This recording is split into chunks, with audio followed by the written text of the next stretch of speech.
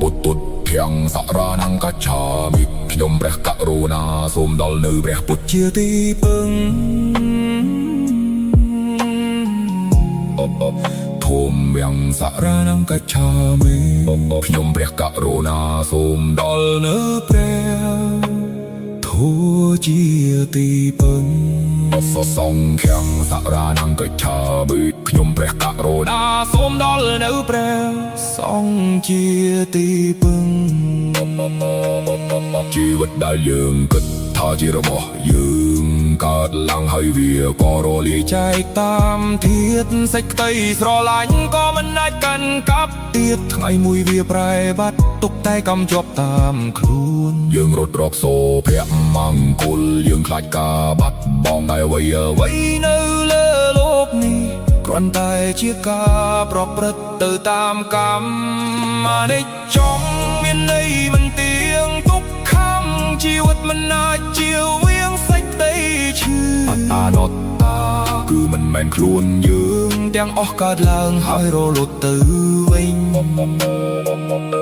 ពាក្យថាត្រៃលក្ខក៏មានន័យជ្រាលជ្រៅជួយបង្ហាញផ្លូវចេញពីវាលវត្តដាក់សង្សារអ្វីកើតឡើងព្រោះមានបច្ច័យរបស់វាដល់ពេលវេលាវាក៏បាត់រលាយបាត់វិញអនិច្ចំរាងកាយនេះមិនទៀងមែនពិតទុក្ខំក្នុងមួយជីវិតយ៉ាងច្បាស់ជាឈឺអនត្តាទាំង32មិនមែនជារបស់នៃយើងទាំងអស់កើតឡើងគ្រាន់តែឆ្លងកាត់ដោយកម្មបើយើងយល់ពិតចិត្តនឹងស្ងប់ស្ងាត់លែងចង់កាន់កាប់លែងខ្លាចការបាត់បង់អនិច្ចំសូមយល់ក្នុងចិត្តជីវិតនេះមិនទៀងមែនពិតទុក្ខំធ្វើចិត្តឲ្យប្រៃខ្លាយជាសុខអនត្តាមិនមែនខ្លួនគិតថាលែងមានណាញ់គិតតែមិនឲ្យចេញយើងនឹងជួបតែសេចក្តីស្មោកជួលបកតាមផ្លូវជីវិតដើរទៅមុខធ្វើចិត្តឲ្យស្ងប់ហើយបំភ្លេចទុកចោលទៅ